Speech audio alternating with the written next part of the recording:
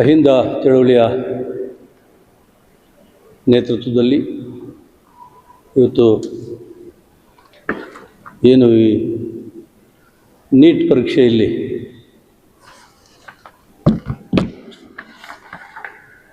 ಪ್ರಶ್ನೆ ಪತ್ರಿಕೆ ಸೋರಿಕೆ ಆಗಿದೆ. ಅದರ ಪರವಾಗಿ ಇವತ್ತು ಈ ಪತ್ರಿಕಾ ಗೋಷ್ಠಿಗೆ ಬಂದಂಥ ಎಲ್ಲ ಮಾನ್ಯ ಪತ್ರಿಕಾ ಮಿತ್ರರೇ,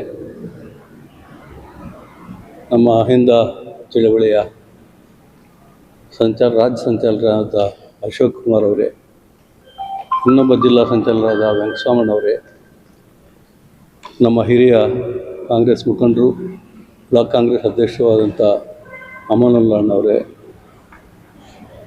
ನಮ್ಮ ಹಿರಿಯ ಕಾಂಗ್ರೆಸ್ ಮುಖಂಡರು, ಅಹಿಂದ ರಾಜ್ಯ ಸಂಘಟಕರಾದಂಥ ಕಾರ್ಗಿಲ್ ವೆಂಕಟೇಶ್ ಅವರೇ, ಶಂಕರಪ್ಪ ಅವರೇ, ಮುಜು ಅವರೇ, ನಮ್ಮ ವೆಂಕಟರೆಡ್ಡಿ ಅವರೇ, ನಮ್ಮ ಶಂಕರ್ ಅವರೇ, ಇವತ್ತು ಈ ದೇಶದಲ್ಲಿ ಮಾನ್ಯ ರಾಷ್ಟ್ರಪತಿಗಳವರಿಗೆ ನಾವೊಂದು ನಿನ್ನೆ ತಾನೇ ಫ್ಯಾಕ್ಸ್ ಸಂದೇಶವನ್ನು ಕಳಿಸಿ ಏನಿವತ್ತು 26 ಲಕ್ಷ ಜನ ನೀಟ್ ಪರೀಕ್ಷೆಯಲ್ಲಿ ಬರೆದು ಅದು ಲೀಕ್ ಆಗಿದೆ, ಅದರಿಂದ ಅದನ್ನು ರಿಜೆಕ್ಟ್ ಮಾಡಿ ನೀಟ್ ಪರೀಕ್ಷೆಯನ್ನು ಏನು ಎಕ್ಸಾಮ್ ಬರೆದ ಮೇಲೆ ಇನ್ನೊಂದು ನೀಟ್ ಪರೀಕ್ಷೆ ಮಾಡ್ತೀವಿ ಅಂತೇಳಿ ಏನು ತೀರ್ಮಾನ ತಗೊಂಡು ಕೇಂದ್ರ ಸರ್ಕಾರ, ಭಾರತ ದೇಶದಲ್ಲಿ ಪ್ರಜಾಪ್ರಭುತ್ವ ರಕ್ಷಿಸಲು ಮಾನ್ಯ ರಾಷ್ಟ್ರಪತಿಗಳು ತುರ್ತಾಗಿ ಮಧ್ಯಪ್ರವೇಶ ಮಾಡಬೇಕು. ಭಾರತ ಸರ್ಕಾರದ ಸಚಿವರಾದಂಥ ಶ್ರೀ ಧರ್ಮೇಂದ್ರ ಪ್ರಧಾನ್ ಮತ್ತು ಅಮಿತ್ ಶಾ ಅವರನ್ನು ಸಚಿವ ಸಂಪುಟದಿಂದ ಕೂಡಲೇ ವಜಾ ಮಾಡಬೇಕು. ಭಾರತ ಸರ್ವೋಚ್ಚ ನ್ಯಾಯಾಲಯದಲ್ಲಿ ನ್ಯಾಯಾಧೀಶರಾದಂಥ ಜಸ್ಟಿಸ್ ಸೂರ್ಯಕಾಂತ್ ಅವರನ್ನು ಮಾನ್ಯ ಘನವಂತ ರಾಷ್ಟ್ರಪತಿಗಳು ವಜಾ ಮಾಡಬೇಕು. ಇವತ್ತು 26 ಲಕ್ಷ ಜನ ಯುವಕರು, ವಿದ್ಯಾರ್ಥಿಗಳು ಇವತ್ತು ಅವರ ಏನು IAS, IPS ಡಾಕ್ಟ್ರುಗಳು ಆಗೋ ಒಂದು ಕನಸು ಕಂಡು ಇವತ್ತು ನೀಟ್ ಪರೀಕ್ಷೆ ಮಾಡಿದ್ರು. ಅದರಲ್ಲೂ ಕೂಡ ರಾಜಕಾರಣ ಮಾಡ್ತಾರೆ ಈ ಕೇಂದ್ರ ಸರ್ಕಾರದ ವಿರುದ್ಧ. ಇವತ್ತು ದೇಶಾದ್ಯಂತ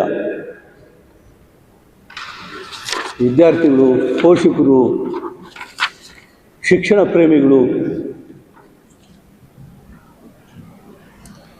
ಇವತ್ತು 21 ದಿವಸದಿಂದ ಅವರು ಸತ್ಯಾಗ್ರಹ ಮಾಡ್ತಾಯಿದ್ದಾರೆ. ಯಾರು ನಮ್ಮ ಸೋನಂ ವಾಂಗ್ಚುಕ್ ಅಂತ, ಅವರು ಇವತ್ತು 26 ಲಕ್ಷ ಜನರ ವಿದ್ಯಾರ್ಥಿಗಳ ಕನಸು ಏನಿತ್ತು, ರಾತ್ರಿ ಹಗಲು ಅವರು ಕಷ್ಟಪಟ್ಟು ಓದಿ ನೀಟ್ ಪರೀಕ್ಷೆ ಮಾಡಿದ್ರೆ ಅದರಲ್ಲೂ ಕೂಡ ಕೇಂದ್ರ ಸರ್ಕಾರ ರಾಜಕಾರಣ ಮಾಡ್ತಾಯಿದೆ. ಇವತ್ತು ಅವರ ಹಕ್ಕುಗಳಿಗಾಗಿ ಅವರು ಹೋರಾಟ ಮಾಡೋಕ್ಕೆ ಜಂತರ್ ಮಂತರ್ನಲ್ಲಿ ಹೋರಾಟ ಮಾಡೋ ಸಂದರ್ಭದಲ್ಲಿ 21 ದಿವಸ ಆದರೂ ವಾಂಗ್ಚುಕ್ ಅವರು ಉಪವಾಸ ಸತ್ಯಾಗ್ರಹ ಮಾಡ್ತಾ ಇರೋ ಸಂದರ್ಭದಲ್ಲಿ ಈ ದೇಶದ ಘನವೆತ್ತ ಪ್ರಧಾನಮಂತ್ರಿಗಳು ಅವರು ಹೋಗೋದು ಬೇಡ, ಅವರ ಸಚಿವ ಸಂಪುಟದಲ್ಲಿ ಒಬ್ಬ ಸಚಿವರನ್ನಾದರೂ ಕಳಿಸೋಕ್ಕಾಗಿಲ್ಲ. ಅಂದರೆ ಈ ದೇಶದ ಬಡವರ, ಈ ದೇಶದ ರೈತರ ಮಕ್ಕಳ ಒಂದು ಕಷ್ಟಗಳಿಗೆ ಸ್ಪಂದಿಸಿದೆ. ಇವತ್ತು ಈ ದೇಶದಲ್ಲಿ ಅವರು ಅಧಿಕಾರಕ್ಕೆ ಬಂದಾಗ ಯುವಕರಿಗೆ ವರ್ಷಕ್ಕೆ 2 ಕೋಟಿ ಉದ್ಯೋಗ ಕೊಡ್ತೀವಿ ಅಂತ ಹೇಳಿದ್ರು. ಉದ್ಯೋಗ ಅಲ್ಲ, ಅವರ ರಾಜಕೀಯ, ಅವರ ಏನು ಅವರ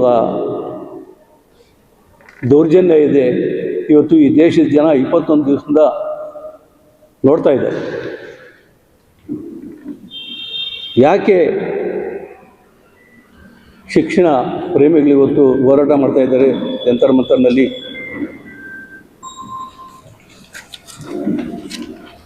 ಭಾರತ ಸರ್ಕಾರದ ಒಬ್ಬ ಸಚಿವರು ಕೂಡ ಆ ಕಡೆ ಸುಳಿಲೇ ಇಲ್ಲ.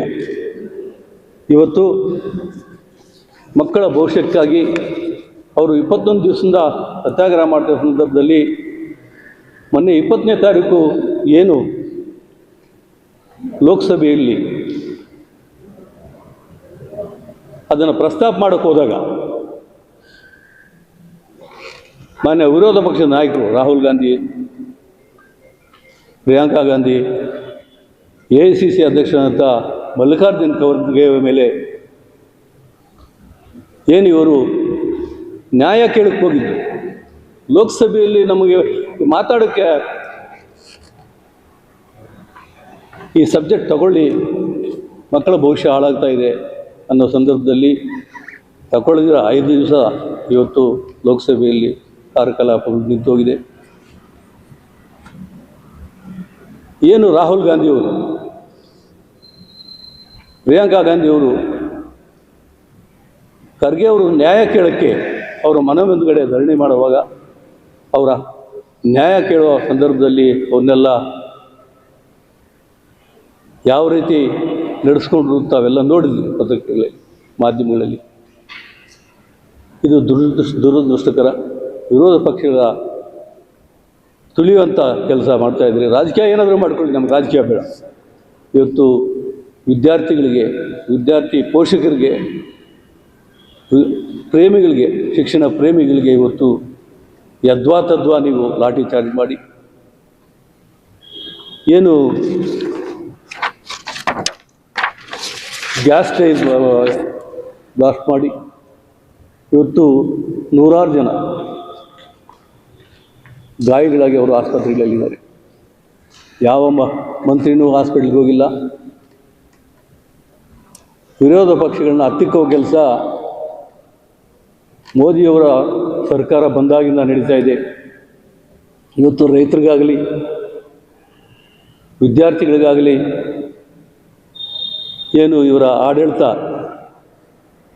ದೌರ್ಜನ್ಯ. ಇವತ್ತು 2 ದಿವಸ ಹಿಂದೆ ರಾತ್ರಿ 11 ಗಂಟೆಯಲ್ಲಿ ಪೋಸ್ಟ್ ಮಾಡ್ತಾರೆ. ವಿದ್ಯಾರ್ಥಿಗಳಿಗೆ ನಾನು ಥ್ಯಾಂಕ್ಸ್ ಹೇಳ್ತೀನಿ ಅಂತ. ಅವ್ರನ್ನ ಲಾಠಿ ಚಾರ್ಜ್ ಮಾಡಿ ಅವ್ರು ಹಾಸ್ಪಿಟ್ಲಲ್ಲಿದ್ದಾಗ ನಿಮ್ಮ ಜೊತೆ ಯಾರು ಮಾತಾಡಿದ್ರು ಸ್ವಾಮಿ? ಮಾನ್ಯ ಪ್ರಧಾನಮಂತ್ರಿಗಳೇ, ಗೌರವಾನ್ವಿತ ಪ್ರಧಾನಮಂತ್ರಿಗಳು ತಾವು ಉತ್ತರ ಕೊಡಬೇಕಾಗಿತ್ತು. ರಾತ್ರಿ ಹೊತ್ತಾಗ ನೀನು ಉತ್ತರ ಕೊಡಬೇಕಾಗಿತ್ತು. ನಿಮ್ಮ ಘನತೆಗೆ ನೀವು ಈ ದೇಶದ ನಾಗರಿಕರು, ಅದೇ ನಾಗರಿಕರು, ಅದೇ ವಿದ್ಯಾರ್ಥಿಗಳಿಗೆ ಓಟ್ ಹಾಕಿ ಗೆಲ್ಲಿಸಿದರೆ ಅದು ಮರಿಬೇಡ. ನಿಮ್ಮ ಪಕ್ಷಕ್ಕೆ ಇವತ್ತು ಅಂತ್ಯಕಾಲ ಬಂದಿದೆ. ಯಾವುದೇ ಕಾರಣಕ್ಕೂ 2029ರಲ್ಲಿ ಇದೇ ವಿದ್ಯಾರ್ಥಿಗಳು, ಇದೇ ಓಟ್ ಹಾಕಿ ನೀನು ಗೆಲ್ಲಿಸಿದ ವಿದ್ಯಾರ್ಥಿಗಳು ನೀನು ವಿರುದ್ಧವಾಗಿ ಮತ ಹಾಕ್ತಾರೆ. ನೀವು ಇವತ್ತು ಈ ಮತ್ತೊಂದೆಡೆ ಜಂತರ್ ಮಂತರ್ನಲ್ಲಿ ಏನು ಪೊಲೀಸವ್ರ ಜೊತೆ ದೇಶದ್ರೋಹಿಗಳು ಮುಫ್ತಿಯಲ್ಲಿ ಬಂದು ವಿದ್ಯಾರ್ಥಿಗಳ ಮೇಲೆ ದೌರ್ಜನ್ಯ ಮಾಡ್ತಾರೆ. ಆ ವಿದ್ಯಾರ್ಥಿಗಳು ಜಂತರ್ ಮಂತರು ಡೆಲ್ಲಿ ಮುಖ್ಯ ದ್ವಾರಗಳಲ್ಲಿ ಮಲಗ್ತಾ ಇದ್ದಾರೆ, ಯಾರೂ ಹೋಗಿಲ್ಲ ಅವ್ರ ಹತ್ರ. ಅದರ ವಿರುದ್ಧವಾಗಿ ಪೊಲೀಸರ ಮಾರಣಾಂತಿಕ ಹಲ್ಲೆ, ಪ್ರಜಾಪ್ರಭುತ್ವದ ಖಗೋಲೆಯನ್ನು ಆಗ್ತಾ ಇದೆ ಅನ್ನೋ ಭಾವನೆ ಬರ್ತಾ ಇದೆ. ಇವತ್ತು ಈ ದೇಶದಲ್ಲಿ ಸರ್ವಾಧಿಕಾರಿ ಧೋರಣೆ ತೋರ್ತಾ ಇದ್ದಾರೆ. ಪ್ರತಿಭಟನಾಕಾರರ ಮೇಲೆ ದೌರ್ಜನ್ಯ ಆಗಿದ ವಿಡಿಯೋ ಸಿಡಿಗಳನ್ನ ಎತ್ಕೊಂಡೋಗಿ ಗೌರವಾನ್ವಿತ ಸುಪ್ರೀಂ ಕೋರ್ಟ್ನ ನ್ಯಾಯಾಧೀಶರಾದ ಜಸ್ಟಿಸ್ ಸೂರ್ಯಕಾಂತ್ ಅವರಿಗೆ ಕಂಪ್ಲೇಂಟ್ ಕೊಟ್ಟರೆ, ಆ ಗೌರವಾನ್ವಿತ ಜಸ್ಟಿಸ್ ಸೂರ್ಯಕಾಂತ್ ಅವರು ಹೇಳ್ತಾರೆ, ನಾನು ಇದನ್ನು ನೋಡೋಕ್ಕೆ ನನಗೆ ಟೈಮ್ ಇಲ್ಲ ಅಂತ. ಇನ್ನೇನಿದೆ ಸ್ವಾಮಿ ಟೈಮ್ ನಿಮಗೆ? BJP ಅವರ ಬೂಟನ್ನು ನೆಕ್ತಾ ಇದ್ದೀರಾ ನೀವು? ಈ ದೇಶದ ನಾಗರಿಕರ ಪರವಾಗಿರಬೇಕಾದಂಥ ಜಸ್ಟಿಸ್ ಇವತ್ತು ಯಾರ ಕಾಲ ಕೆಳಗಡೆ ಕೆಲಸ ಮಾಡ್ತಾಯಿದ್ದೀರಿ?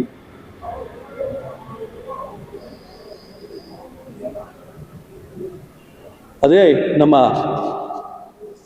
ಕಾಕ್ರೋಚ್ ಪಾರ್ಟಿ ಜನತಾ ಪಕ್ಷದ ಮುಖ್ಯಸ್ಥರಾದ ದೀಪ್ಕಿಯವರು, ಅಭಿಜಿತ್ ದೀಪ್ಕಿಯವರು ನೇತೃತ್ವದಲ್ಲಿ ಇವತ್ತು ಇಡೀ ದೇಶದಲ್ಲಿ, ದಿಲ್ಲಿ ಜಂತರ್ ಮಂತರೆಲ್ಲ ಇಡೀ ದೇಶಾದ್ಯಂತ ಆ ವಿದ್ಯಾರ್ಥಿಗಳ ಪರವಾಗಿ, ಆ ಪೋಷಕರ ಪರವಾಗಿ, ಆ ಪೋಷಕರ ಆಕ್ರಂದನ, ಆ ವಿದ್ಯಾರ್ಥಿಗಳ ಆಕ್ರಂದನ ದಿಲ್ಲಿಯಲ್ಲಿ ತಾವು ನೋಡಬೇಕು. ಅವ್ರ ಹಕ್ಕುಗಳಿಗಾಗಿ ಹೋರಾಟ ಮಾಡ್ತಾಯಿದ್ರು, ಅವ್ರ ಮೇಲೆ ದೌರ್ಜನ್ಯ ಮಾಡ್ತಿರಲ್ಲ. ನೀವು ಮನುಷ್ಯರ, ನಿಮ್ಮ ಮಕ್ಕಳು ವಿದ್ಯಾಭ್ಯಾಸಕ್ಕೆ ಹೋದಾಗ ನಿಮ್ಗೆ ಅನಿಸಲ್ವಾ? ಬಿಡಿ, ಪ್ರಧಾನಮಂತ್ರಿಗಳ ಮಕ್ಕಳಿಲ್ಲ ಮರಿಗಳಿಲ್ಲ, ಅವ್ರ ಕದೇ ಬಿಡಿ. ನೀವು ಮಂತ್ರಿಗಳಿದ್ದೀರಲ್ಲ, ನಿಮ್ಮ ಮಕ್ಕಳು ಓದಿಲ್ವಾ? ನಿಮ್ಮ ಮಕ್ಕಳಿಗೆ ಈ ಲಾಠಿ ಚಾರ್ಜ್ ಮಾಡಿದ್ರೆ ನೀವು ಸುಮ್ಮನೆ ಕೂರ್ತೀರ? ಯಾವೊಬ್ಬ ಮಂತ್ರಿ ಕೂಡ ಆ ಕಡೆ ನೋಡಿಲ್ಲ. ಅದರಿಂದ ಏನು ನಾವು ಇದರ ಪ್ರಧಾನಮಂತ್ರಿಗಳ ವಿರುದ್ಧವಾಗಿ ಮೋದಿ ಸರ್ಕಾರದ ದೇಶದಲ್ಲಿ ಪ್ರಜಾಪ್ರಭುತ್ವವನ್ನು ಶಕ್ತಿಹೀನಗೊಳಿಸ್ತಾ ಇದೆ, ನಿರಂಕುಶ ಸರ್ವಾಧಿಕಾರ ಆಡಳಿತ ವ್ಯವಸ್ಥೆ ತರುವ ಪ್ರಯತ್ನಗಳು ಮಾಡ್ತಿದೆ. ದೇಶದಲ್ಲಿ ಪ್ರಭುತ್ವ ಉಳಿಸಲು ಮತ್ತು ರಕ್ಷಿಸಲು ತುರ್ತಾಗಿ ರಾಷ್ಟ್ರಪತಿಗಳು ಮಧ್ಯಪ್ರವೇಶಿಸಬೇಕು.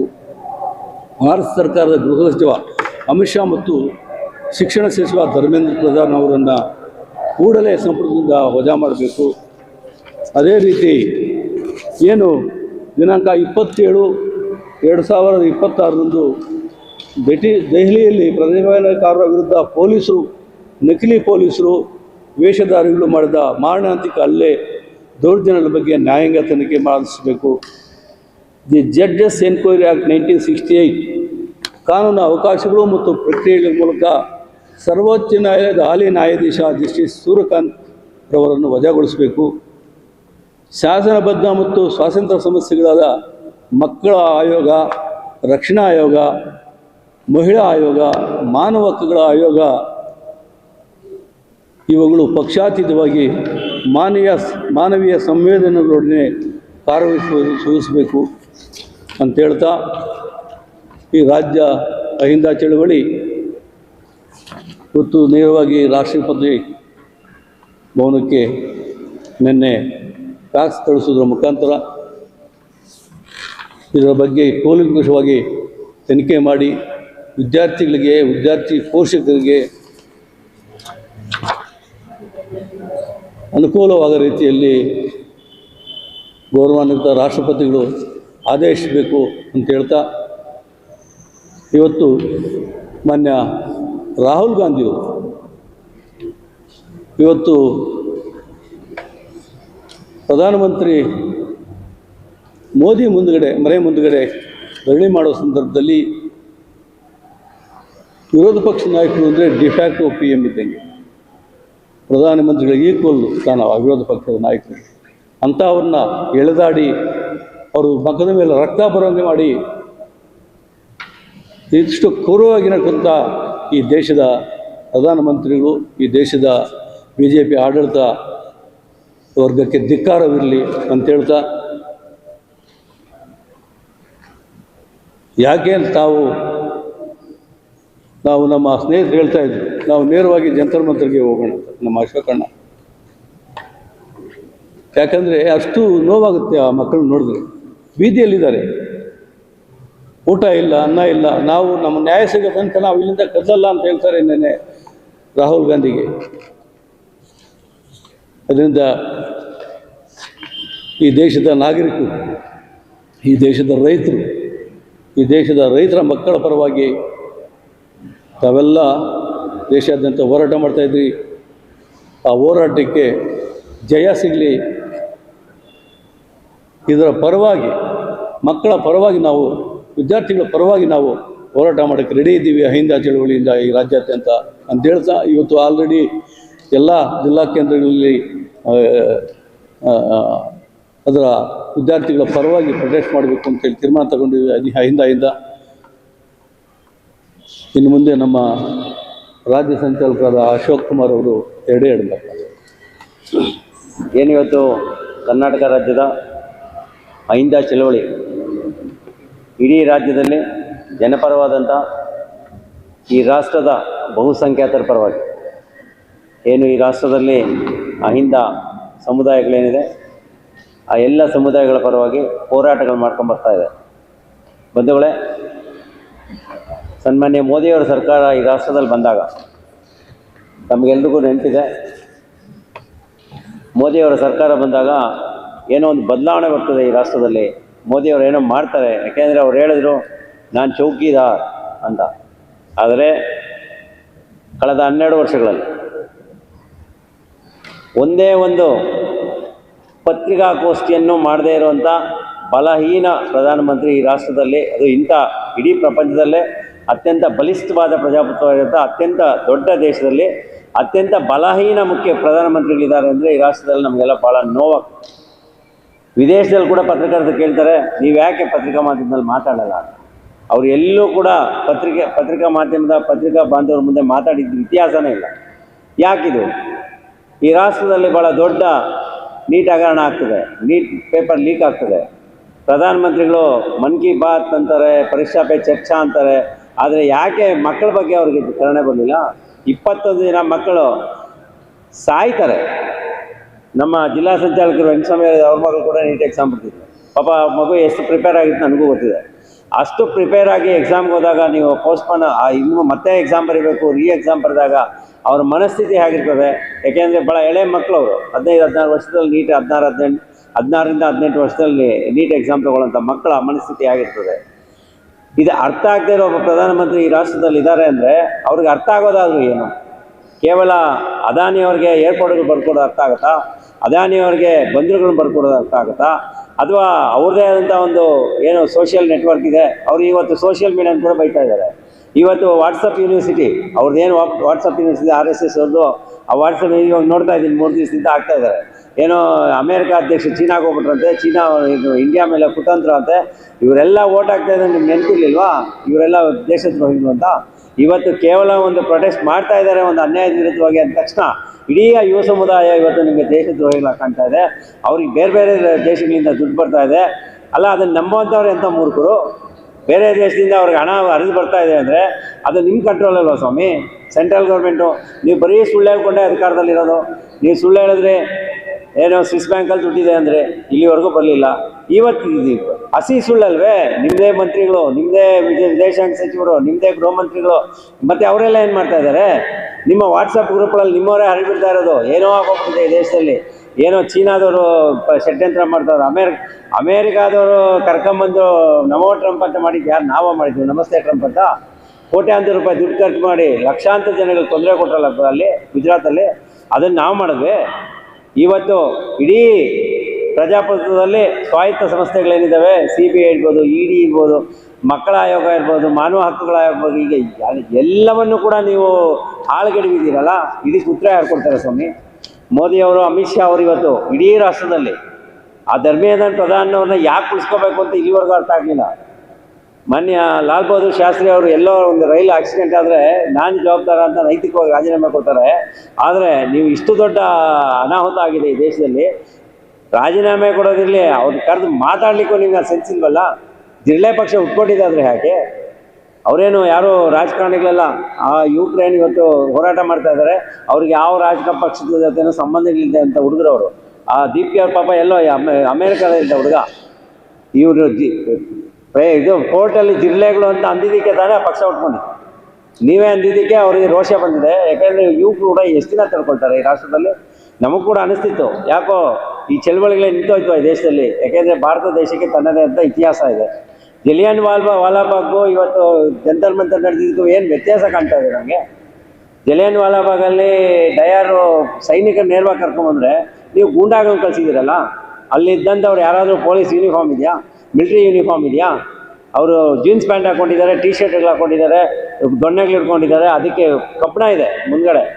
ಅವರು ಕೂದಲು ಬಿಟ್ಟಿರೋದಾಗಲಿ, ಅವ್ರು ಇರೋ ಸ್ಟೈಲ್ ಆಗಲಿ ನೋಡಿದ್ರೆ ಅವ್ರು ಗೂಂಡಾಗಳಂತೆ ಬರ್ತೀನಿ ಯಾರು? ಅವ್ರಿಗೂ ನಿಮಗೂ ಏನು ಸಂಬಂಧ? ಅವ್ರನ್ನ ಮಕ್ಕಳ ಮೇಲೆ ಬಿಡ್ತೀರಲ್ಲ ಗೂಂಡಾಗಳನ್ನ. ಕಮಾಂಡೋಗಳನ್ನ ತಂದು ಜಂತರ್ ಮಂತರಲ್ಲಿ ಬಿಟ್ಟಿದ್ದಾರೆ 2 ದಿವಸದಿಂದ. NSA ಕಮಾಂಡೋಗಳು ಬರೋದಕ್ಕೇನೋ ಅವ್ರೇನು ದೇಶದ್ರೋಹಿಗಳ ಅಥವಾ ಅವ್ರೇನೋ ಟೆರ್ರಿಸ್ಟಾ? ಆ ಹುಡುಗರ ಮೇಲೆ ನೀವು ಇಷ್ಟೆಲ್ಲ ದೌರ್ಜನ್ಯ ಮಾಡ್ತಾಯಿದ್ರೆ ಈ ದೇಶದ ನಾಗರಿಕರಾಗಿ ನಾವು ಹೇಗಾದ್ರೂ ಸುಮ್ಮನೆ ಆಗಿರಬೇಕು? ಹೇಗಿರ್ಲಿಕ್ಕೆ ಸಾಧ್ಯ ಆಗುತ್ತೆ? ಹಾಗಾಗಿ ಅಹಿಂದ ಚಳವಳಿ ಅತ್ಯಂತ ಒತ್ತಾಯಪೂರ್ವಕವಾಗಿ ಇವತ್ತು ರಾಷ್ಟ್ರಪತಿಗಳನ್ನ ಒತ್ತಾಯ ಮಾಡ್ತಾ ಇದ್ದೀವಿ. ಶ್ರೀಮತಿ ದ್ರೌಪದಿ ಮುರ್ಮು ಅವರು ನಮ್ಮ ರಾಷ್ಟ್ರಪತಿಗಳು ತಕ್ಷಣ ಕ್ರಮ ಕೈಗೊಳ್ಳಬೇಕು. ಈ ರಾಷ್ಟ್ರದಲ್ಲಿ ಪ್ರಜಾಪ್ರಭುತ್ವ ಉಳಿಬೇಕಾಗಿದೆ, ಈ ರಾಷ್ಟ್ರದಲ್ಲಿ ಮೌಲ್ಯಗಳು ಉಳಿಬೇಕಾಗಿದೆ, ಚಳುವಳಿಗಳು ಕೂಡ ಉಳಿಬೇಕಾಗಿದೆ. ಪ್ರಜಾಪ್ರಭುತ್ವದ ಒಂದು ಭಾಳ ಅದ್ಭುತವಾದಂಥ ಚಳುವಳಿಗಳು ಅದಿರಬೇಕು. ಆ ಒಂದು ಪ್ಯಾಷನ್ ಇಲ್ಲದೆ ಇದ್ದರೆ, ನಾವು ಚಳುವಳಿಗಳು ಮಾಡದೇ ಇದ್ದರೆ ಏನು ಈ ರಾಜಕಾರಣಿಗಳಿರ್ಬೋದು, ಅಧಿಕಾರದಲ್ಲಿರುವಂಥ ಪಕ್ಷದವ್ರು ಇರ್ಬೋದು, ಯಾವುದೇ ಪಕ್ಷ ಆಗಲಿ, ಅವ್ರಿಗೆ ಬಿಸಿ ಮುಟ್ಟಿಸುವಂಥ ಕೆಲಸವನ್ನು ಯುವಕರಾಗಲಿ ರೈತರಾಗಲಿ ಮಾಡದೇ ಇದ್ದಾಗ ಅವ್ರು ಮಾಡಿದ್ದೇ ಸರಿ ಅಂತ ಆಗೋಗುತ್ತೆ. ಹಾಗಾಗಿ ಆ ಚೆಲುವುಗಳನ್ನ ಹತ್ತಿಕ್ಕುವಂಥ ಕೆಲಸವನ್ನು ಇವತ್ತು BJP ಸರ್ಕಾರ, ಮೋದಿಯವರ ಸರ್ಕಾರ ಮಾಡ್ತಾ ಇದೆ. ತಕ್ಷಣ ರಾಷ್ಟ್ರಪತಿಯವರು ಇದರಲ್ಲಿ ಮತ್ತೆ ಪ್ರವೇಶಿಸಿ ಈ ಸರ್ಕಾರದ ಮಂತ್ರಿಗಳಾದಂಥ ಅಮಿತ್ ಶಾವನ್ನು, ಧರ್ಮೇಂದ್ರ ಪ್ರಧಾನವನ್ನು ಮತ್ತು ಪ್ರಧಾನಮಂತ್ರಿಗಳು ಕೂಡ ರಾಜೀನಾಮೆ ಕೊಡಬೇಕು ಅಂತ ನಾವು ಒತ್ತಾಯ ಮಾಡ್ತೇವೆ. ಈ ಒಂದು ಚಳವಳಿಯನ್ನು ನಾವು ಅಹಿಂದ ಚಳವಳಿ ಅತ್ಯಂತ ಹೃದಯಪೂರ್ವಕವಾಗಿ ಬೆಂಬಲಿಸ್ತೇವೆ. ಮುಂದಿನ ದಿನಗಳಲ್ಲಿ ಯುವಕರಿಗೆ ಅನ್ಯಾಯ ಆಗಬಾರ್ದು. ಯಾಕೆಂದರೆ ಈ ಸರ್ಕಾರ ಕೊಟ್ಟಂಥ ಯಾವ ಮಾತು ಕೂಡ ಇಲ್ಲಿವರೆಗೂ ನಡ್ಕೊಂಡಿಲ್ಲ. ಇವರು ಕೊಟ್ಟಂಥ ಉದ್ಯೋಗ ಆಸೆ ಇರ್ಬೋದು, ಇಲ್ಲಿವರೆಗೂ ಕೊಡಲಿಲ್ಲ. ವಿದ್ಯಾಭ್ಯಾಸದ ಕೂಡ ನಾವು ಗಮನಿಸ್ತಾ ಇದ್ದೀವಿ. ಇವತ್ತು ಈ ರಾಷ್ಟ್ರದಲ್ಲಿ ನಿರುದ್ಯೋಗಗಳ ಸಂಖ್ಯೆ ಹೆಚ್ಚಾಗ್ತಾ ಇದೆ. BE ಗ್ರ್ಯಾಜುಯೇಟ್ಸ್ ಇವತ್ತು 12,000 ರೂಪಾಯಿ ಕೆಲಸಕ್ಕೆ ಹೋಗುವಂಥ ಪರಿಸ್ಥಿತಿ ನಿರ್ಮಾಣ ಆಗಿದೆ. ಯಾಕಾಗಿದೆ ಅಂದರೆ ಅವ್ರ ಉದ್ಯೋಗಕ್ಕೂ ಅವ್ರು ಓದಿರೋದಕ್ಕೂ ಭಾಳ ಇದಾಗ್ತಾ ಇದೆ. ಆದರೆ ಇವತ್ತು ಕರ್ನಾಟಕ ಸರ್ಕಾರದಲ್ಲಿ ಭಾಳ ಆಶಾಭಾವನೆಯಿಂದ ನೋಡ್ಬೇಕು ನಾವು. AI ಬಗ್ಗೆ ಆಗಲೇ ಕೋರ್ಸ್ ತರಬೇಕು ಅಂತ ಹೊರಟಿದ್ದಾರೆ. ಅಂದರೆ ಮುಂದಾಲೋಚನೆ ಮಾಡಿ ವಿದ್ಯಾಭ್ಯಾಸದ ಬಗ್ಗೆ ತರೋದ್ಬಿಟ್ಟು ಇವರು ಹಿಂದಕ್ಕೆ ಹೋಗ್ತಾ ಇದ್ದಾರೆ. ಇವ್ರದ್ದು ಮನುವಾದ, ಆ ಮನುವಾದನ ಇಂಪ್ಲಿಮೆಂಟ್ ಮಾಡಬೇಕು. ಈ backward class, SC ST minorities ಇವರೆಲ್ಲ ಏನಿದ್ದಾರೆ ಬಹುಸಂಖ್ಯಾತ ರಾಷ್ಟ್ರದಲ್ಲಿ, ಅವರ ವಿದ್ಯಾಭ್ಯಾಸನ ವಂಚಿತರಾಗಬೇಕು ಅನ್ನೋದೇ ಉದ್ದೇಶ ಇವ್ರದ್ದು. ಹಾಗಾಗಿ ಇವರು ಏನು ಸಾವಿರಾರು ವರ್ಷಗಳಿಂದ ಈ ದೇಶದಲ್ಲಿ ಇದ್ದಂಥ ಪದ್ಧತಿಗಳನ್ನ ಮತ್ತೆ ತರಬೇಕು, ಮತ್ತೆ ಆ ಗುಲಾಮಗಿರಿಗೆ ನಮ್ಮನ್ನೆಲ್ಲ ನೂಗಬೇಕು ಅನ್ನೋ ಉದ್ದೇಶ ಇವರು ಇಟ್ಕೊಂಡಿದ್ದಾರೆ ಅನ್ನೋ ಭಾವನೆ ಈ ರಾಷ್ಟ್ರದಲ್ಲಿ ಮೂಡ್ತಾ ಇದೆ ಅನ್ನೋ ಒಂದು ಅಂಶವನ್ನು ಕೂಡ ಗಮನಕ್ಕೆ ತರ್ತಾ, ಅಹಿಂದ ಚಳವಳಿ ಅತ್ಯಂತ ಉಗ್ರವಾಗಿ ಈ ಘಟನೆಯನ್ನು ಖಂಡಿಸ್ತದೆ ಅಂತ ಈ ಸಂದರ್ಭದಲ್ಲಿ ಹೇಳಿ ನಾನು ಮಾತು ಮುಗಿಸ್ತೇನೆ. ನಮಸ್ಕಾರ. ಇವತ್ತಿನ ಪತ್ರಿಕಾಗೋಷ್ಠಿ ರಾಜ್ಯದ ಅಹಿಂದ ನಾಯಕರಿಂದ ಹಾಗೂ ಇವತ್ತು ದೇಶದಾದ್ಯಂತ ಏನು ಬೆಂಕಿ ಹೊತ್ತು ಉರಿತಾ ಇದೆ, ಮಕ್ಕಳ ಭವಿಷ್ಯದ ಬಗ್ಗೆ ಕೇಂದ್ರ ಸರ್ಕಾರದ ವಿರುದ್ಧ ಪ್ರತಿಯೊಬ್ಬ ನಾಯಕರು ಬಂದು ಒಂದು ಪತ್ರಿಕಾಗೋಷ್ಠಿಯಲ್ಲಿ ಪಾಲ್ಗೊಂಡಿದ್ದಾರೆ.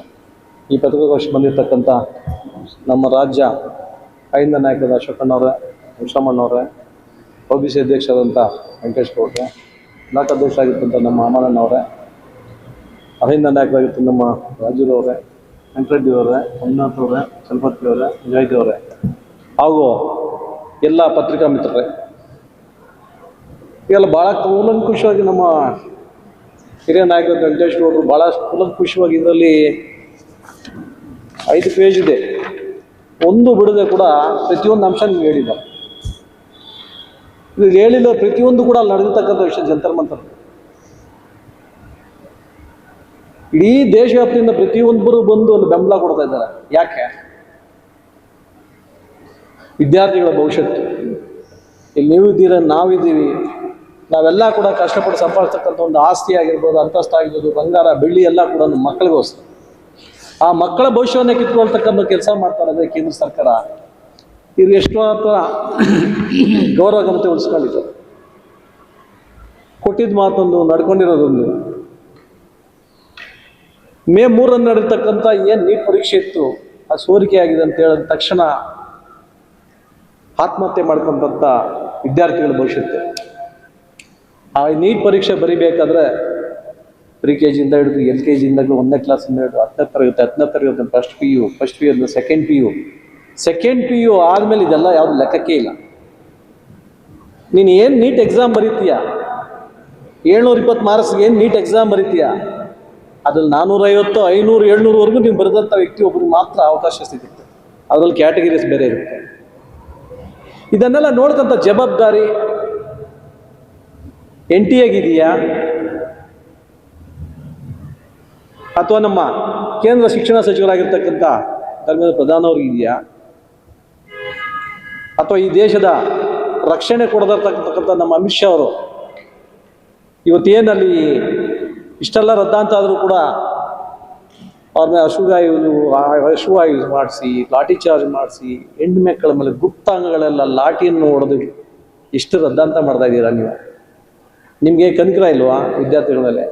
ಈ ದೇಶದ ಭವಿಷ್ಯದ ವಿದ್ಯಾರ್ಥಿಗಳ್ರಿ, ಈ ದೇಶದ ಆಸ್ತಿ ವಿದ್ಯಾರ್ಥಿಗಳು, ಇವ್ರಿಗೆಲ್ಲ ಇಷ್ಟೆಲ್ಲ ಮನಸ್ಸು, ಇಷ್ಟು ನೋಯಿಸ್ತಾ ಇದ್ದೀರಲ್ಲ ನೀವು.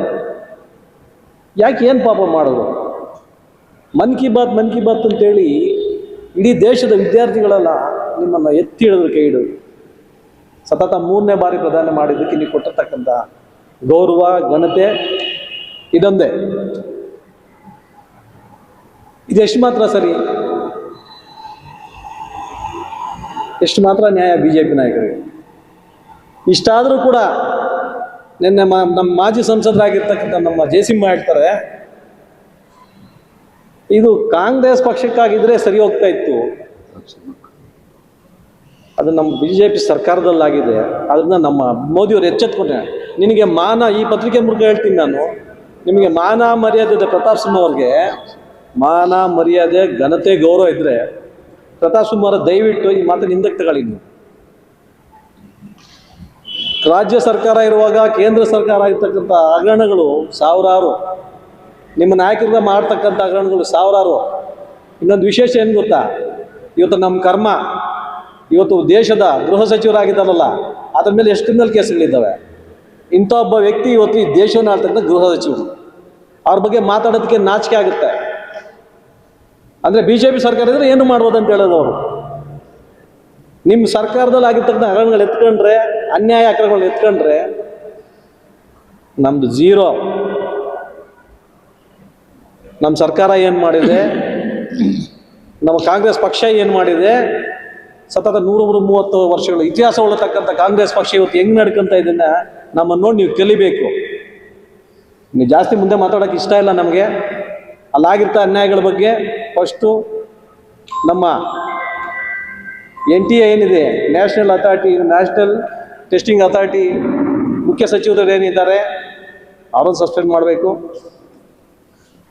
ಪ್ರಧಾನ ಕಾರ್ಯದರ್ಶಿಯನ್ನು ಸಸ್ಪೆಂಡ್ ಮಾಡಿದ್ದಾರೆ ಕಾಟಾಚಾರಕ್ಕೆ, ಅದಾಗಬಾರ್ದು. ಜೊತೆಗೀಗ ಸಚಿವರಾಗಿದ್ದ ಧರ್ಮೇಂದ್ರ ಪ್ರಧಾನರು, ಕೇಂದ್ರ ಶಿಕ್ಷಣ ಸಚಿವರು, ಅವರನ್ನು ಮಾಡಬೇಕು. ರಕ್ಷಣೆ ಕೊಡೋದ್ರಲ್ಲಿ ವಿಫಲರಾಗಿರ್ತಕ್ಕಂಥ ನಮ್ಮ ಅಮಿತ್ ಶಾ ಅವರನ್ನು ಮೊಟ್ಟ ಮೊದಲಿಗೆ ಅವರನ್ನು ಈ ದೇಶದನ್ನೇ ಬಹಿಷ್ಕಾರ ಮಾಡಬೇಕು. ಅವ್ರ ಮೇಲೆ ಇರ್ತಕ್ಕಂಥ ಕೇಸ್ಗಳಿಗೆ ನಾವು ಹೇಳೋಕ್ಕೆ ಇಷ್ಟಪಡಲ್ಲ, ಅದು ಪ್ರತಿಯೊಬ್ಬರಿಗೂ ಗೊತ್ತು ಇವತ್ತು ಏನು ಮಾಡ್ತಾ ಇದ್ದಾರಂತೆ. ಇದೆಲ್ಲ ಇವತ್ತು ಮಾತಾಡಬೇಕು, ನಮ್ಮ ನಾಯಕರೆಲ್ಲ ಮಾತಾಡಬೇಕು. ಇನ್ನೂ ಕೆಲವು ನಾಯಕರು ಬರಬೇಕಾಗಿತ್ತು, ಬರಲಿಲ್ಲ. ಸೊ ಹಾಗಾಗಿ ಮುಂದೆ ಬರ್ತಕ್ಕಂಥ ದಿನಗಳಲ್ಲಿ ನಾವು ಕೂಡ ಎಲ್ಲ ಇವತ್ತು ಏನು ಅವರು ನಿರ್ಧಾರ ತಗೊಳ್ತಾರೆ, ನಮ್ಮ ಹೈಕಮಾಂಡ್ ಕಾಂಗ್ರೆಸ್ ಪಕ್ಷದ ಸೋನಿಯಾ ಗಾಂಧಿ ಅಮ್ಮವರು, ಹಾಗೂ ಮಲ್ಲಿಕಾರ್ಜುನ ಸಾಹೇಬರು, ರಾಹುಲ್ ಗಾಂಧಿ ಅವರು, ನಮ್ಮ ಇಲ್ಲಿನ ಮುಖ್ಯಮಂತ್ರಿಗಳಾಗಿರ್ತಕ್ಕಂಥ DK ಶಿವಕುಮಾರ್ ಸಾಹೇಬರು, ಅವರ ಆದೇಶದ ಮೇರೆಗೆ ನಾವು ಮುಂದಿನ ದಿನಗಳಲ್ಲಿ ಇಲ್ಲೂ ಕೂಡ ಹೋರಾಟ ಮಾಡೋದಕ್ಕೆ ಎಲ್ಲ ಸಿದ್ಧತೆ ಮಾಡ್ಕೊತಾ ಇದ್ದೀವಿ. ಈಗಾಗಲೇ ಕೋಲಾರಲ್ಲಿ ದೊಡ್ಡದಾಗಿ ಪ್ರತಿಭಟನೆ ಮಾಡಿದ್ದಾರೆ. ಇಲ್ಲೂ ಕೂಡ ನಾವು ಅದನ್ನು ಮಾಡಲೇ ಮಾಡ್ತೀವಿ, ನ್ಯಾಯ ಸಿಗೋವರೆಗೂ ನಾವು ಮಾಡ್ತೀವಿ ಅಂತೇಳಿ ಈ ಪತ್ರಿಕೆ ಮೂಲಕ ತಮ್ಮಲ್ಲಿ ನಾನು 2 ಮಾತು ಹೇಳೋದಕ್ಕೆ ಇಷ್ಟಪಡ್ತೀನಿ. ಜೈ ಹಿಂದ್, ಜೈ ಭೀಮ್. ಇವತ್ತೊಂದು ದಿನ ದೇಶದಲ್ಲಿ ಎಲ್ಲ ಕಡೆ ಅರಾಜಕತೆ. ಕಳೆದ 12 ವರ್ಷದಲ್ಲಿ ಕೇಂದ್ರ BJP ಸರ್ಕಾರ 5 ಚಳುವಳಿಗಳಾಗಿದೆ. ಒಂದು ರೈತರ ಒಂದು ಚಳುವಳಿ, ಮತ್ತು ಕುಸ್ತಿಪಟುಗಳ ಚಳುವಳಿ, ಪೌರತ್ವ ಕಾಯ್ದೆ ಅಡಿಯಲ್ಲಿ ಅದೊಂದು ಚಳುವಳಿ, ಅಗ್ನಿಪಥ್ ವಿಚಾರದಲ್ಲಿ ಚಳುವಳಿ, ಇವಾಗ ನೀಟ್ ಚಳುವಳಿ. ರೈತ, ಈ ದೇಶದ ಬೆನ್ನೆಲುಬಾಗದಂತಹ ರೈತರ ಬಗ್ಗೆ ಕೇಂದ್ರ ಸರ್ಕಾರ ಯಾವ ಥರ ನಡ್ಕೊಳ್ತು, ದೆಹಲಿಯಲ್ಲಿನ ಎಲ್ಲ ಮೂಲೆಗಳಲ್ಲೂ ಸಹ ರೈತರನ್ನು ಒಂದು ಉಗ್ರಗಾಮಿಗಳ ಥರ ಲಾಠಿ ಚಾರ್ಜ್ ಆಗಲಿ, ಅಶುಪ್ರಯೋಗ ಆಗಲಿ, ಅವ್ರ ಮೇಲೆ FIR ಮಾಡೋದಾಗಲಿ. ಅದೇ ಥರ ರೈತರಾದ ಮೇಲೆ ಕುಸ್ತಿಪಟುಗಳು ನಮ್ಮ ದೇಶದಿಂದ ಹೋಗಿ ವಿದೇಶಗಳಲ್ಲಿ ನಮ್ಮ ಭಾರತದ ಹೆಮ್ಮೆಯನ್ನು ಪದಕದ ಮುಖಾಂತರ ಗಳಿಸಿದಂಥ ಕುಸ್ತಿಪಟುಗಳು, ಅದು ಹೆಣ್ಮಕ್ಕಳು, ಅವ್ರ ಮೇಲೆ ಈ ಒಂದು ಕೇಂದ್ರ ಸರ್ಕಾರ, ಅದರಲ್ಲಿ BJP ಸರ್ಕಾರ ಯಾವ ಥರ ನಡ್ಕೊಳ್ತು ಅಂತ ತಮಗೆಲ್ಲ ಗೊತ್ತಿರೋ ವಿಚಾರನೇ. ಮತ್ತು ನೀಟ್ ವಿಚಾರ, ಈ ನೀಟ್ ವಿಚಾರದಲ್ಲಿ ಇವತ್ತು ದಿನ ಕೇಂದ್ರ ಸರ್ಕಾರ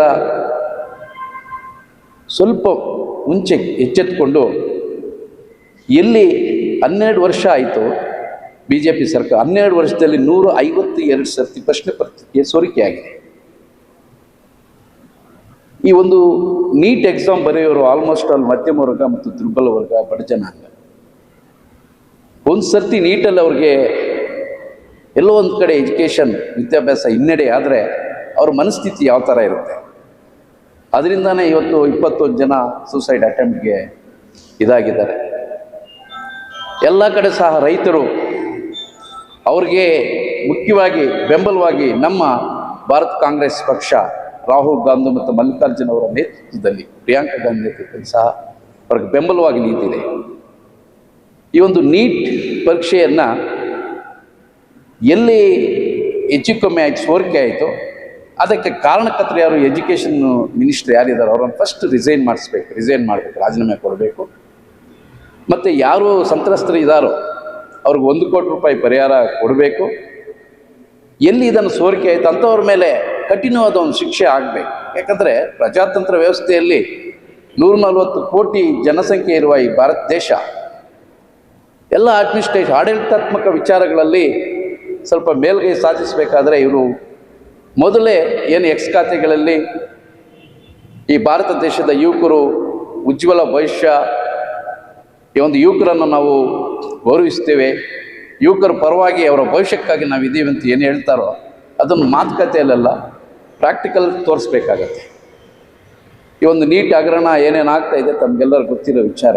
ಇನ್ನಾದರೂ ಈ ಸರ್ಕಾರಗಳು ಮಂಡುತನ ಬಿಟ್ಟು ಏನೋ ಆ ವಿದ್ಯಾರ್ಥಿಗಳಿಗೆ ಏನಾಗಿದೆ ಅವರನ್ನೊಂದು ಉಗ್ರಗಾಮಿಗಳ ಥರ, ಒಂದು ಟೆರರಿಸ್ಟ್ ಥರ ನೋಡ್ತಾ ಇದೆ. ಹೆಣ್ಮಕ್ಳ, ನಾವು ವೆಂಕಟೇಶ್ ಅವ್ರು ಹೇಳ್ದಂಗೆ ಹೆಣ್ಮಕ್ಳ ಮೇಲೆ ಗಂಭೀರವಾಗಿ ಹಲ್ಲೆ ಮಾಡಿದ್ದಾರೆ. ಪೊಲೀಸರಿಂದ ಹಿಡ್ಕೊಂಡು ಯಾರಾದರೂ ಇರ್ಬೋದು. ಏನು ಅಂಥ ತಪ್ಪೇನು ಮಾಡಿದ್ದಾರೆ ಅವರು? ಜಂತರ್ ಮಂತರಲ್ಲಿ ಅವರ ನ್ಯಾಯಕ್ಕಾಗಿ ಎಲ್ಲಿ ಎಡವಟ್ಟಾಯಿತು ಅದು ನ್ಯಾಯಾಂಗ ತೆರಿಗೆ ಕೊಡಬೇಕು. ಸಾಧ್ಯವಾದರೆ ನೀವು CBIಗೂ ಕೊಡಬೇಕು, ಇಲ್ಲ ನಿವೃತ್ತ ಅಧಿಕಾರಿಯಿಂದಾದರೂ ಸಹ ಅದನ್ನು ಎನ್ಕ್ವೈರಿ ಮಾಡಿಸ್ಬೋದಾಗಿತ್ತು. ಮೊದಲೇ ಎಚ್ಚೆತ್ಕೊಂಡು ಪ್ರಧಾನಿಯವರು ಪ್ರಬುದ್ಧರಿದ್ದಾರೆ. ಮತ್ತು ಇಂದಿರಾ ಗಾಂಧಿ, PV ನರಸಿಂಹರಾವ್, ಮನಮೋಹನ್ ಸಿಂಗು, ಅಜಾತ ಶತ್ರು ಅಂತ ಏನು ಅನಿಸ್ಕೊಂಡ್ರು. ವಾಜಪೇಯಿ ಅವ್ರ ಕಾಲದಲ್ಲಿ ಸಹ ಗುಜರಾಲ್ ಅವರು, ಚಂದ್ರಶೇಖರ್ ಅವರು, ನಮ್ಮ ದೇವೇಗೌಡ ಸಾಹೇಬ್ ಎಲ್ಲರೂ ಸಹ ಇಂಥದ್ದಾದಾಗ ಮೀಡಿಯಾ ಮುಂದುಗಡೆ ಬಂದು ಮಾತಾಡ್ತಾ ಇದ್ರು. ಆದರೆ ಮೋದಿ ಸಾಹೇಬರು ಯಾವುದೇ ವಿಚಾರವಾಗಲಿ ಅವರು ಮಾತಾಡ್ತಾ ಇಲ್ಲ. ಕಾರಣ ಗೊತ್ತಿಲ್ಲ. ಇನ್ನೂ ಕೆಲವು ವಿಚಾರಗಳಿದೆ. ಮತ್ತು ರಾಮ ಮಂದಿರ, ಅಯೋಧ್ಯದಲ್ಲಿ ರಾಮ ಮಂದಿರ ವಿಚಾರ, ಬಹುಸಂಖ್ಯಾತ ಹಿಂದೂಗಳ ಆರಾಧ್ಯ ದೈವ ಶ್ರೀರಾಮ. ಉತ್ತರ ಪ್ರದೇಶದಲ್ಲಿ BJP ಸರ್ಕಾರ ಇದೆ, ಕೇಂದ್ರ ಸರ್ಕಾರದಲ್ಲೂ BJP ಸರ್ಕಾರ ಇದೆ. ಇವತ್ತೊಂದು ದಿನ ರಾಮ ಮಂದಿರ ಹುಂಡಿಯಲ್ಲಿ ಕೋಟ್ಯಾಂತರ ರೂಪಾಯಿ ಕಳುವಾಗಿದೆ. ಈ ಕಳುವಾಗಿದ್ದ ದುಡ್ಡನ್ನು ಲ್ಯಾಂಡ್ ಬಿಸ್ನೆಸ್ ಮೇಲೆ ಹಾಕಿದ್ದಾರೆ, ಶೇರ್ ಮೇಲೆ ಹಾಕಿದ್ದಾರೆ. ಇದನ್ನು SIT ಮಾಡೋ ಬದಲು CBI ತನಿಖೆ ಕೊಡ್ಬೋದಾಗಿತ್ತಲ್ಲ. ಯಾವ ಹಿಂದೂಗಳ ಭಾವನೆಯನ್ನು ಇಟ್ಕೊಂಡು 2 ಸೀಟ್ ಇದ್ದಂತಹ BJP ಇವತ್ತು 3ನೇ ಟೈಪ್ ಅಧಿಕಾರಕ್ಕೆ ಬಂದಿದೆ ಅಂದರೆ ಪ್ರಮುಖವಾಗಿ ರಾಮ ಮಂದಿರ. ಅಂಥ ರಾಮ ಮಂದಿರದಲ್ಲಿ